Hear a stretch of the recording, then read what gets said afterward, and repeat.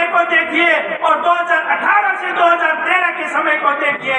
2008 और 13 के बीच में यहाँ पर गोलियां इस विधानसभा क्षेत्र में चली थी, अपराधों की संख्या बढ़ी थी, गंभीर अपराधों की संख्या बढ़ी थी और आपके क्षेत्र में तारानगर खुद में कब्जों की संख्या बढ़ी थी। मैं पूछना चाहता हूं 2008 से 13 तक एक भी काले शीशे की गाड़ी तारानगर शहर में नहीं, तारानगर विधानसभा क्षेत्र में भी प्रवेश करने की हिम्मत नहीं हुई। ये सब संभव हुआ आपके प्रतिनिधि, आपके सेवक नरेंद्र बुढ़ानिया की वजह से। आपके बच्चों का भविष्य बनाने के लिए दृढ़ संकल्पित आपका विधायक नरेंद्र बुढ़ानिया आज उन दो ताकतों के गठजोड़ के सामने आपके लिए लड़ाई लड़ने के लिए हर दम तैयार बैठा है।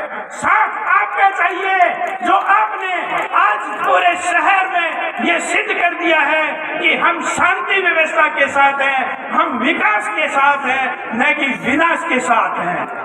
मैं हमारे सामने जो जनप्रतिनिधि आ रहे हैं, माननीय राठौड़ साहब से पूछना चाहता हूं कि आपको चूरू की जनता ने 30 साल तक शानदार प्रेम और सद्भाव के साथ आपने आपका वहां पर स्वागत कर प्रतिनिधित्व किया, तो आप गिनाइए कि आपने चूरू के अंदर क्या विकास कार्य किए, आपने 8 और 13 के अंदर तारानगर में क्या विकास कार्य किए। ये जनता 5 साल की आपकी दोनों की क्लास, आपका 35 साल और नरेंद्र बुढ़ानिया का 6 महीने का विधानसभा क्षेत्र का अनुभव सतासर में और 5 साल में तारानगर की तुलना करने के लिए तैयार बैठा है और 25 नवंबर को नंबर देने के लिए तैयार बैठा है। जो 100 में से 100 नरेंद्र बुढ़ानिया को मिलेंगे, आपको माइनस में नहीं मिल जाए तो मैं दावे के साथ कह सकता हूँ कि ये जनता आपका स्वागत माइनस में नंबर देने के लिए तैयार बैठी है।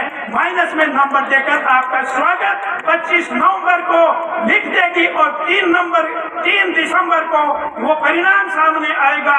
उसमें आप देखेंगे कि तारानगर के हजारों की संख्या में, लाखों की संख्या में मत और समर्थन देकर नरेंद्र बुढ़ानिया को अपना प्रतिनिधि इसी विकास की गंगा को आगे बढ़ाने के लिए फिर से बनाएंगे।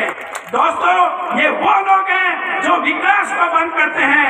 वो उनका नेता माननीय प्रधानमंत्री नरेंद्र जी बुढ़ानिया, जिन्होंने प्रधानमंत्री नरेंद्र जी मोदी, जिन्होंने खुले मन से कहा है कि मैं राजस्थान सरकार ने जो कर्मचारी भाइयों को ओपीएस की घोषणा की है, ओपीएस देने के लिए दृढ़ संकल्पित राजस्थान सरकार है, उसके लिए केंद्र से 1 पैसा नहीं दूंगा और ये योजना ओपीएस की बंद कर दूंगा।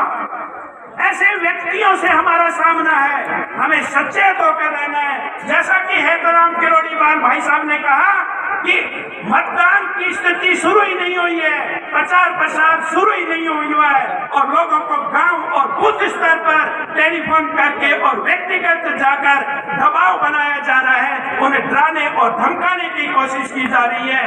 मैं बता देना चाहता हूं कि तारानगर विधानसभा क्षेत्र का एक व्यक्ति स्वाभिमानी है, एक व्यक्ति संघर्षशील है, एक व्यक्ति आपके अन्याय के सामना करने के लिए तैयार खड़ा है, क्योंकि उनके पीछे नरेंद्र बुढ़ानिया जैसा स्वतंत्रता सेनानी परिवार से और किसान के घर में जन्म लेने वाला व्यक्ति बैठा है, जिन्हें दर्द है पर सुशोभित कर रहे थे। आज कितना शानदार गठबंधन बने हैं। उन दोनों ऐसे व्यक्तियों को जो आप लोगों की खुशी नहीं देखना चाहते, जो आप लोगों के भविष्य की परवाह करने वाले आपके सेवक माननीय विधायक नरेंद्र बुढ़ानिया के सामने एक साथ खड़े होकर आपको नेस्ता नाबूद करने के लिए यहाँ पर तैयारी कर रहे हैं। आपने देखा होगा 4 दिन पूर्व जब भाजपा के कार्यालय का उद्घाटन हुआ तो शहर में एक बड़ा प्रदर्शन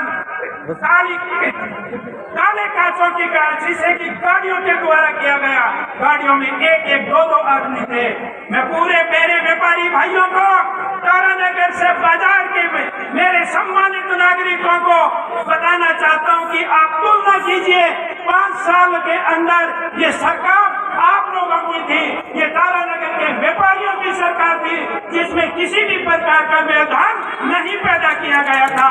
ये इसलिए संभव हुआ क्योंकि आपने जो जनप्रतिनिधि बनाया था वो किसान के घर में जन्म लेने वाला व्यक्ति और जिनके पूर्वजों ने हमारी सुरक्षा और अंग्रेजों से आजादी दिलाने के लिए खून पसीने की विपुल बहाई थी। आपने देखा होगा कि आज हजारों की संख्या में जो जनसैलाब इस क्षेत्र में शांति व्यवस्था कायम करने की जो कोशिश की गई है, उस पर दोबारा मोहर लगाने के लिए हजारों की संख्या में जिस वर्ग को, किसान वर्ग को आप 2008 से मेरे भाइयों जीवनी पूरा करिए, नहर आगे बढ़ाइए, अपा अपनी नहर पूर्ण कौन जा आई समझाना सके। एक बार फिर कांग्रेस पार्टी की तरफ अपने बुढ़ानी दिन भारी बताओ जिता गया अपने विधानसभा की सबसे बड़ी पंचायत में भेजो। धन्यवाद। जय कांग्रेस, जय हिंद।